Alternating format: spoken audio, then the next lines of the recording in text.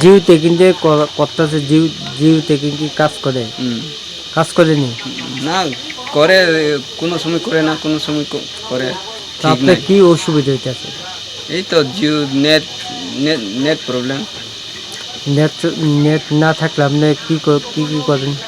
net না থাকলেও stop করা লাগবে, মানে